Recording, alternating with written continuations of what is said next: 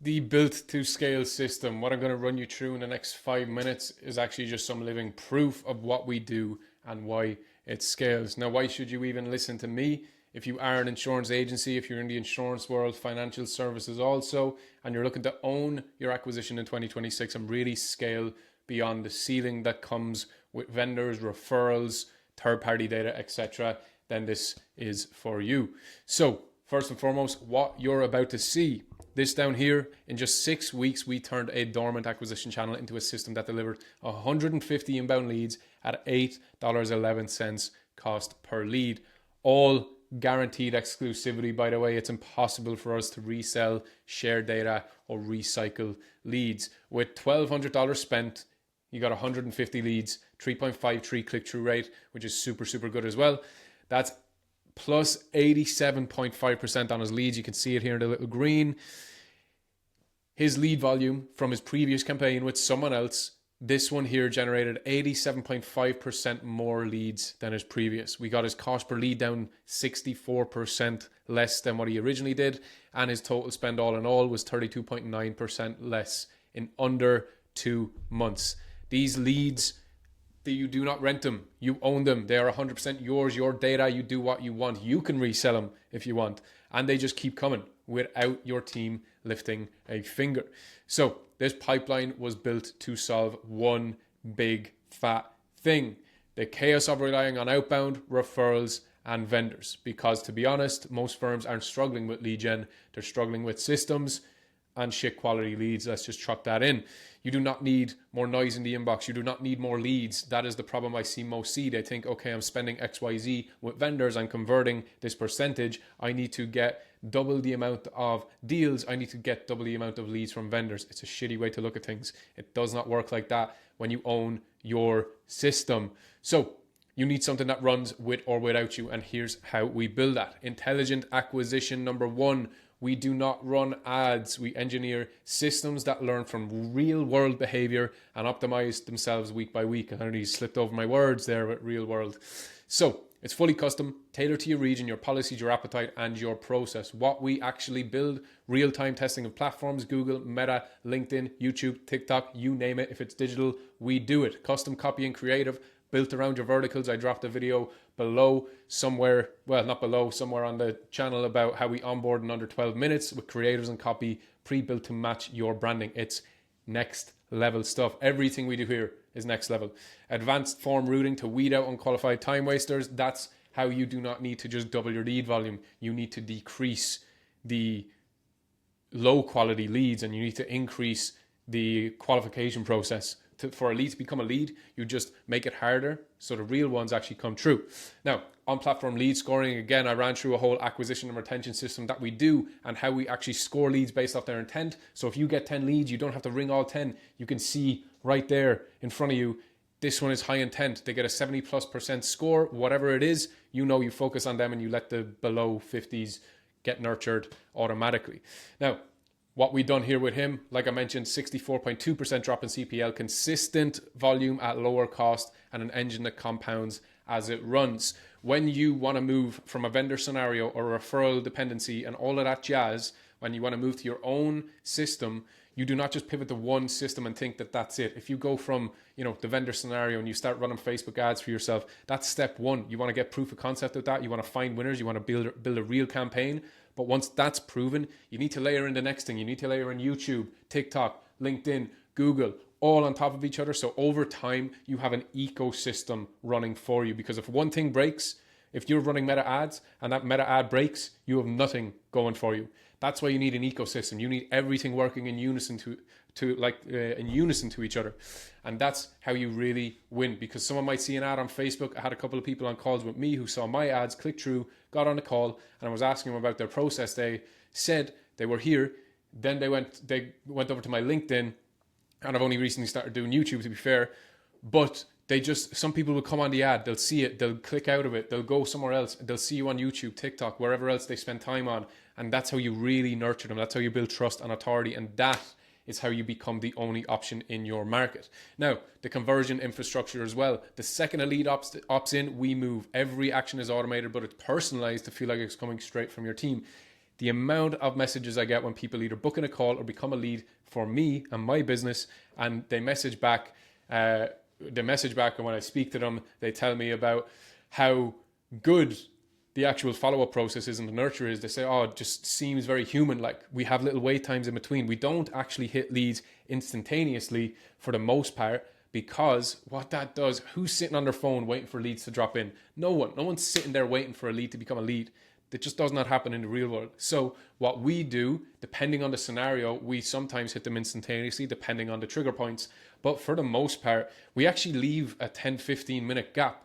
And then we send a message saying, oh, hey, Brian here, just saw you came through earlier, we just caught up on a call. Thanks for showing interest. They're like, oh, fuck, this is Brian, rather than submit, hey, Brian here. It's like, of course it's not fucking Brian. Who are you lying? So that's what we do. We add in human elements, especially the way automations and AI are moving. People want that human touch. They want to feel relevant. So that's what we do. It includes SMS and email confirmation, instant calendar booking, smart follow-ups. If they don't book, CRM syncing and contact tagging, so you know who's who and what's what at any point in the pipeline and the sales process. Lead handoffs to the right producer. Let's say you have a team of 5, 6, 10, 15, 20, whatever it is. When a lead becomes a lead, we don't just direct it in and let someone look after it. We add a user to that lead. So as the business owner, you can jump in at any given time of day, at the end of the week, monthly reviews, filter out each user, each team member, and see who's on what leads. If you see a producer A, you see Tommy, he has 20 leads that he was handling and he closed 15. You're like, good job, Tommy. Then you have Billy on the other side who had 30 leads and only closed 5. You're like, Billy, pull up your fucking socks here. And you have that viewpoint, you have that overview of your business. And that's what you really need, because you can pin the problems, and you can actually figure out what's going wrong in the business. And that's how you really, really, really win. Now, follow-ups, they change based on intent signals. Like I said, we have instantaneous ones. We don't. We have different messages going to someone else, yada, yada, yada. It really depends on that process. And again, like I mentioned about the customization and really making it suit you, we need to figure that out. How do you operate? How can we actually make sure it seems human every single time? That's how we get 87.5% more leads, 0 producer chasing, and speed to response at record highs. Number 3, the back-end integration. We do not just hand off a spreadsheet and call it done. We wire it all the way through your systems, or we build new ones, calendar workflows, nurture sequences, live dashboards, attribution across every click, full visibility across sales, ops, and leaderships. This ended up in a 32.9% less spend, no leaks, no silos, no gaps, reporting you can actually use.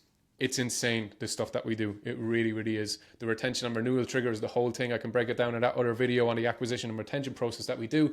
Again, super, super efficient, really lean systems. Most of them stop at the meeting. We keep going. Automated renewal reminders, cross-sell workflows, review and referral flows, client surveys at every single milestone, re-engagement for inactive clients, reactivation campaigns for stale leads, the whole shebang. Everything is timed, it's triggered, and it's tracked, so you can see everything that's happening. It's not about closing more. Well, it obviously is about closing more, but it's about keeping more. You can close deals all day long if you're good at sales, but are you good at retaining? That is the next big thing. So this is what it looks like when it works. Now, numbers here, very different products and services. I'm not going to get into it, but Andrew, his first commercial policy signed with us was a 4.4k per week to 30k annually. Imagine that, one deal, 230k annually, $250,000 in the back pocket from one deal. Insane stuff. You can check it here. I'm going to scroll on. 6 inbound leads, 2 meetings in the first 24 hours. A lot of people think, or they get sold on by other people that say, oh, you have to give your campaigns weeks to warm up before you start seeing traction. Bullshit. If you have a good campaign, good messaging, good offer, good creatives, good targeting, everything, you do not need to wait weeks and weeks for it to give a return.